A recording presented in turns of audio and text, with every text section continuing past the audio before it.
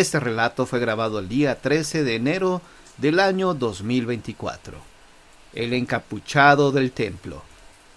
Aguascalientes era una de las ciudades más desiertas en aquella época. Había pocos habitantes y los ruidos de las carretas eran tan esporádicos que apenas irrumpían la monotonía del día.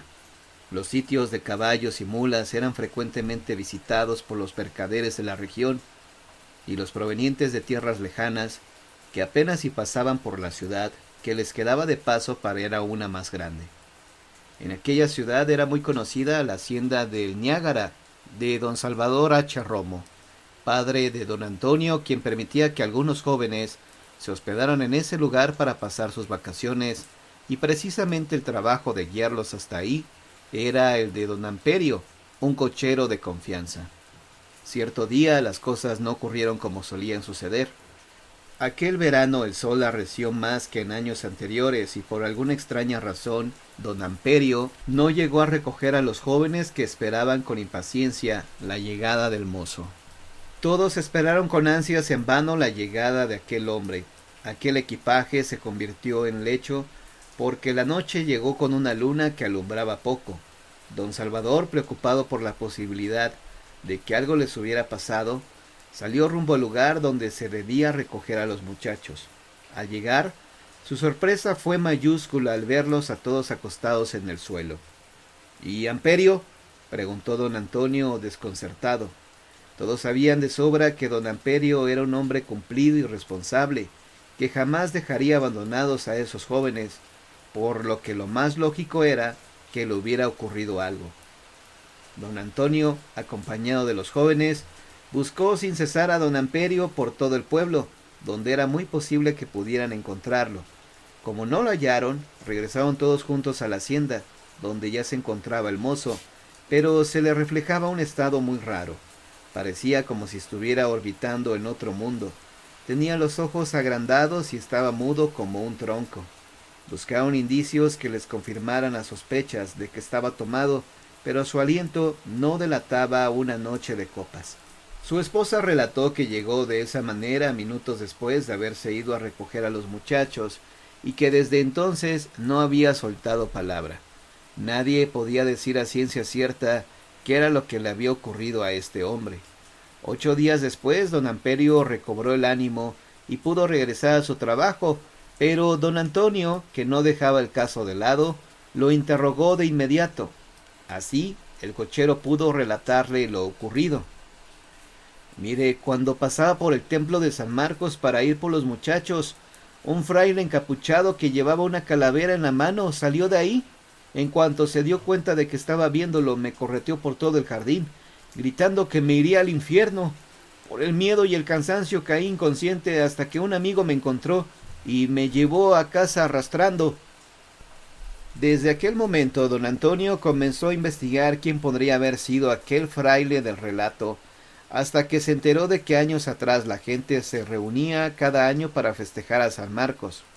Estas fiestas se llevaban a cabo alrededor del jardín del templo, pero a pesar de esto, era muy poca la gente que asistía a los oficios religiosos de la misma, prefiriendo la diversión y no la devoción. Se contaba que días después de una de las últimas fiestas, comenzó a aparecerse un fraile que llevaba una calavera en la mano, versión que coincidía con el relato de don Amperio, pero además había quienes aseguraban que este ser se paseaba por los jardines todas las noches alrededor del templo, y que sólo los desafortunados que se lo topaban de frente eran víctimas de sus agresiones. Por tal motivo, las personas que vivían cerca del templo rezaban cada noche una oración, implorando que aquel espíritu jamás entrara en sus hogares, y sólo alcanzaban a escuchar los gritos que este espectro daba al toparse con algún transeúnte. Así, don Antonio pudo saber que aquel fraile era el mismo con el que don Amperio se había topado. Ahora sólo había que responderse una cosa: ¿por qué había regresado aquel fraile? ¿Y por qué motivo no podía descansar aún su alma? El pánico rondó nuevamente las calles de Aguascalientes, hasta que cierto día don Antonio y un grupo de personas decidieron ir en busca de aquel fraile para enfrentarlo y ahuyentarlo. por lo que esa misma noche determinaron ir al templo y esperar entre las sombras de los árboles a que apareciera. Y cuentan que fue justo a la medianoche cuando una sombra se dejó ver por los jardines. Aquellos hombres, sin pensarlo, se arrojaron sobre ella, quitándole la calavera y la capucha que le cubría el rostro. No se sabe a ciencia cierta qué fue lo que ocurrió. Tiempo después se corrió rumor de que en verdad se trataba del sacristán, que solo quería asustar a las personas que abusaban del libertinaje. Pero hay algunos más que aseguran que se trataba de un ánima maldita que por causa del mismo libertinaje no podía descansar, teniendo que saldar su deuda vigilando los jardines del templo.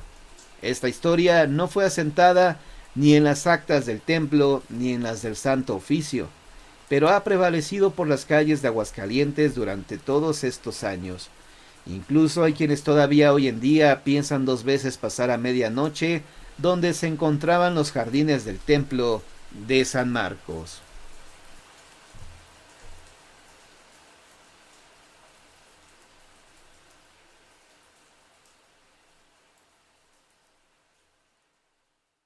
Los relatos del día de hoy han terminado, pero quédate a la permanencia voluntaria, donde recordaremos un clásico de John Misterio.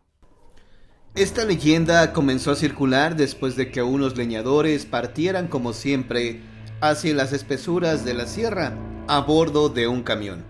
Era de noche, la luna llena iluminaba los árboles en un tenue tono plateado. Se dirigían al sitio para talar árboles cuando de pronto escucharon fuertes rugidos que no parecían de felino o de algún otro animal salvaje, de los que comúnmente andan en los bosques y los montes. Estos más bien parecían ser como de un gorila u otro animal similar. No obstante, continuaron con su viaje, acostumbrados a lidiar con los animales salvajes. Poco a poco se fueron internando más y más en la espesura del bosque. Al llegar al lugar donde iniciarían su labor, descendieron del camión con grandes sierras y cortadoras de motor para talar los gruesos troncos. Los temibles gruñidos aún se escuchaban. No solamente se cuidaban de los animales, la operación que llevaban a cabo era ilegal, así que debían estar alertas también de los guardias forestales, pues sabían que estaban arriesgándose al talar la madera en esa zona. Esta era la razón de que se encontraran trabajando de noche protegidos por las sombras. Después de una ardua jornada que duró casi toda la noche, aseguraron los troncos recién cortados al enorme camión y encendieron una fogata. A manera de campamento se instalaron en la zona para descansar un poco y esperar a que amaneciera, lo que facilitaría el regreso a la ciudad con la apreciada carga. Al cabo de unos minutos, en medio del silencio, se escucharon de nuevo los rugidos, pero esta vez pudieron oírlos más cerca y con más fuerza que antes. Una ligera lluvia comenzó, confundiendo aún más a los talabosques, que ya se sentían un poco atemorizados. Algunos de ellos trataron de averiguar de dónde provenían los rugidos, así que se armaron de valor y se alejaron un poco de la fogata que habían encendido para acampar. Comenzaron a escucharse fuertes ruidos, señal de que algo estaba derribando los árboles, haciendo un gran estruendo. No era nada fácil saber de dónde venían los ruidos debido a la lluvia y la oscuridad. Tal como en una película de terror, un relámpago iluminó el cielo, mostrando la imponente figura del Cuauhtlacas. El monstruo apareció enfurecido, derribando todo a su paso. A unos 10 metros de distancia de donde se hallaban los asustados leñadores, se detuvo mirándolos de una forma enigmática, tal como si les reclamara el haber profanado sus dominios. Con impresionante fuerza, el extraño ser arrancó solo con sus manos un enorme árbol, mismo que levantó sobre su cabeza, para después arrojarlo sobre el camión, dejando totalmente aplastada la cabina. Volvió a rugir con toda la fuerza que le era posible y trató de arrancar otro árbol. A pesar de estar estupefactos con el aterrador espectáculo que estaban presenciando, Algunos leñadores comenzaron a dispararle a la criatura, quien parecía no sentir nada con las balas. Otros optaron por correr, dejando abandonada la carga. Al final, mirando que no podían dañar al monstruo, todos salieron despavoridos, mientras que a lo lejos se escuchaban estruendosos rugidos del Cuauhtlacas y también los golpes que propinaba al ya aplastado camión. Corrieron casi hasta perder el sentido, hasta la carretera, donde encontraron a los guardabosques, quienes no creyeron en la historia, y arrestaron a los taladores clandestinos que se hallaban sumamente asustados. Cuando los guardias asistieron al lugar a corroborar los hechos, no encontraron rastro alguno de la bestia. El camión se hallaba totalmente destruido, pero no había un solo tronco en él, tal como si nunca hubiesen cortado ningún árbol. Jamás creyeron la historia del monstruo que los había atacado. Al no haber prueba alguna de sus actividades, los leñadores fueron liberados. Sin embargo, nadie cree aún que de verdad fueron atacados por el temible Cuauhtlacas, aunque hay gente que dice haber escuchado sus potentes rugidos en medio de la espesura del bosque. La verdad detrás de este misterio tampoco será revelada fácilmente. Quizás se trate de un guardián que celosamente protege el entorno donde se halla oculto. Se dice que solo la gente que ha tratado de cortar árboles ha sido atacada por esta bestia, y que pocos han sobrevivido para contarlo. Es solo una leyenda más.